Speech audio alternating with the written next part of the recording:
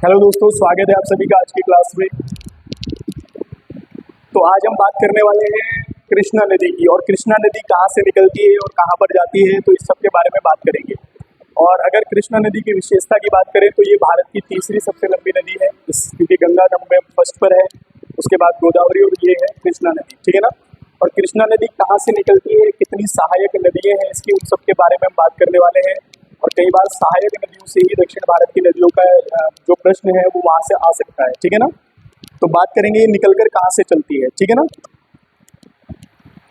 तो आप यहाँ से ध्यान रखेंगे, सबसे पहले जब जो है कृष्णा नदी जो है महाराष्ट्र के सतारा जिले से, कहाँ से, महाराष्ट्र के सतारा से और महाबलेश्वर चोटी से जो है, महाबलेश्वर जो है पर्वतमाला से निकलकर चलती है। कौन सी नदी है, तो आप यहाँ से याद रखेंगे कृष्णा नदी है। कौन सी नदी है, कृष्णा नदी है। और कृष्णा नदी जब यहाँ से बनकर चलती है तो सबसे पहले इसमें एक नदी आकर मिलती है, ठीक है ना। सबसे पहले इसमें एक नदी आकर मिलती है, नाम है कोयना नदी। यहाँ से आप याद रखेंगे कौन सी नदी है, कोयना नदी। और ये आप ध्यान रखेंगे कि कोयना नदी निकलती कहाँ से, तो ये भी महाबलेश्वर से ही निकलकर आती है। कहाँ से, महाबलेश्वर से ही निकलकर आती है कोयना नदी।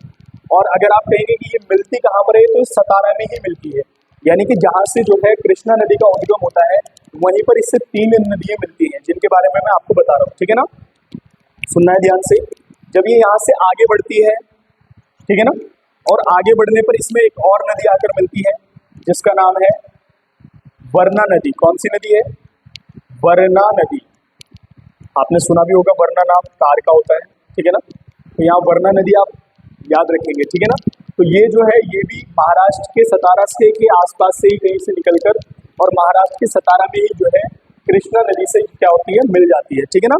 उसके बाद जब आप आगे बढ़ेंगे थोड़ा सा, तो यहाँ से ऊपर से एक नदी आकर मिलती है, बड़ी ही महत्वपूर्ण है, ठीक है ना, जिसका नाम आप याद रखेंगे, नाम है येरला नदी। कौन सी नदी है, येरला नदी, ठीक है ना। और ये भी जो है महाराष्ट्र से ही निकल कर आती है, यहीं आसपास से, और यहीं पर जो है इसमें क्या होती है, मिल जाती है, ठीक है ना। ध्यान रखेंगे आप।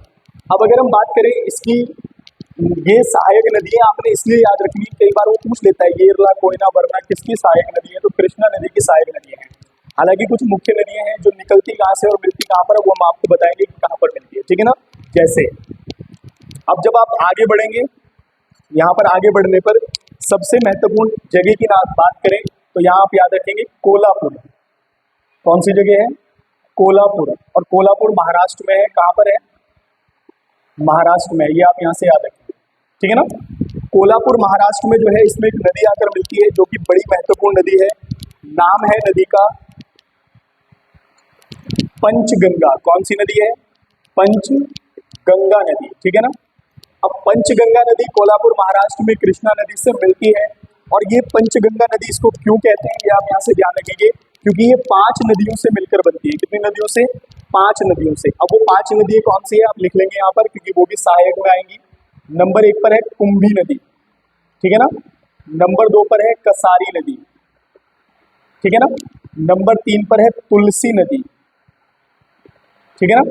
और नंबर 4 पर है भोगवती नदी, भोगवती नदी, ठीक है ना। और नंबर 5 पर है सरस्वती नदी, ठीक है। तो पंचगंगा नदी जो है वो 5 नदियों से मिलकर बनती है, कुंभी, कसारी, तुलसी, भोगवती और सरस्वती। जब पांचों मिल जाती है, पांचों की धारा है, तो बनती है पंचगंगा।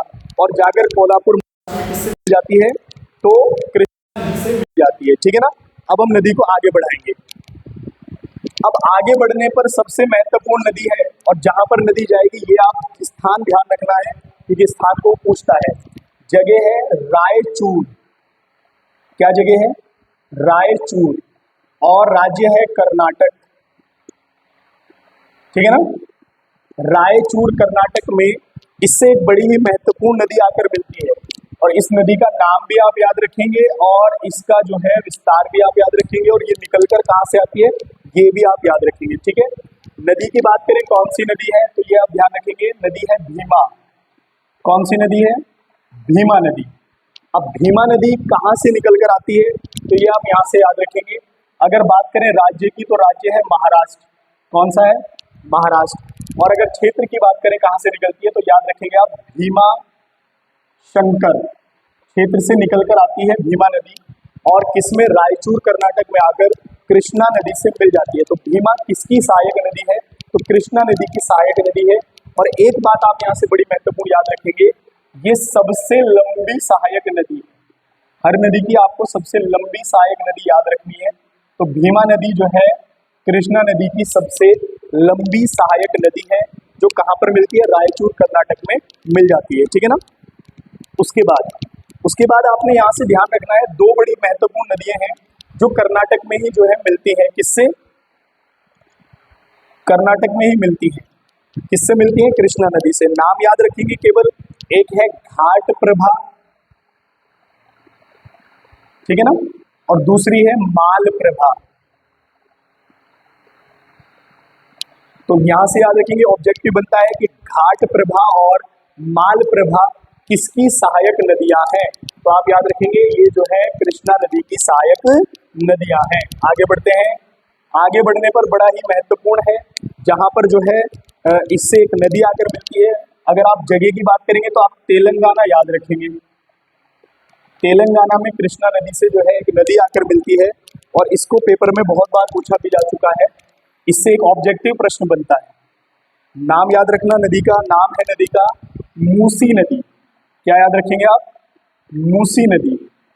और मूसी नदी जो है निकलकर कहाँ से आती है, तो याद रखेंगे तेलंगाना से ही निकलती है। लेकिन एक मुख्य बात इसके बारे में आपने ये ध्यान रखनी है कि ये जो है हैदराबाद से होकर बहती है। कहाँ से, हैदराबाद से। और इसलिए जो है ये प्रश्न बनता है कि हैदराबाद किस नदी के तट पर है, तो आप याद रखेंगे मूसी नदी के तट पर है। किसके, मूसी नदी के तट पर है। ठीक है ना। उसके बाद आगे बढ़ेंगे। आगे बढ़ने पर जो है नदी पहुंचती है महबूब नगर, तेलंगाना के महबूब नगर में। लिख देते हैं, जगह है महबूब नगर। ठीक है ना। तेलंगाना के महबूब नगर में इसमें बड़ी ही महत्वपूर्ण नदी आकर मिलती है, जो कि कर्नाटक राज्य से प्रभावित होकर आती है यहां से। ठीक है ना, ये आप याद रखेंगे, कर्नाटक राज्य से प्रभावित होकर आती है। और अगर बात करें तो ये दो नदियों का संगम है। कितनी नदियों का संगम है, दो नदियों का संगम है। एक नदी है तुंग, ठीक है ना, और दूसरी नदी है भद्रा। ठीक है, और आगे चलकर ये नदी बन जाती है तुंगभद्रा नदी, तुंगभद्रा नदी। ठीक है ना। तो तुंगभद्रा नदी कर्नाटक से निकलने वाली दो नदियों से बनती है, तुंग और भद्रा, और आगे चलकर तुंगभद्रा बन जाती है, जो कि महबूब नगर तेलंगाना में किससे मिल जाती है, तो यहाँ से आप याद रखेंगे कृष्णा नदी से। ये जो मुख्य नदियां हैं भीमा, मूसी और आपकी जो है घाट प्रभा, मान प्रभा, तुंगभद्रा, ये आप याद रखेंगे। ये मुख्य रूप से जो है पूछी जाती है कि किसकी सहायक नदी है। ठीक है ना। उसके बाद मैं आगे बता रहा हूँ आपको, जब जो है नदी आगे बढ़ती है, आंध्र प्रदेश में प्रवेश करती है, तो आंध्र प्रदेश में जो है इससे दो नदियां मिलती हैं। ठीक है, मैं यहाँ पर नाम लिख रहा हूँ, केवल आप याद रखेंगे। एक नाम है पलेरू, ठीक है ना, और दूसरा नाम है मुनेरू। ठीक है ना। तो पनेरू और मुनेरू नदी जो है, उससे पहले भी छोटी मोटी डुंडी वगैरह एक नदी और है, डुंडी, वहां पर भी मिलती है आंध्र प्रदेश में। लेकिन जैसे पलेरू और मुनेरू है, ये दो मुख्य रूप से आपने याद रखनी है कि पलेरू और मुनेरू किसकी सहायक नदी है, आंध्र प्रदेश में कृष्णा नदी से मिलती हैं। और उसके बाद कृष्णा नदी जो है कहाँ पर प्रवेश कर जाती है, बंगाल की खाड़ी में प्रवेश कर जाती है। ठीक है। दूसरा, अगर हम जो है इसकी लंबाई की बात करें, यहाँ से आप याद रखेंगे लंबाई। ठीक है, तो लंबाई की बात करें तो कृष्णा नदी की जो लंबाई है वो 1400 किलोमीटर है। कितनी है, 1400 किलोमीटर है। और इसे जो है भारत की तीसरी सबसे लंबी नदी कह सकते हैं आप। ठीक है ना।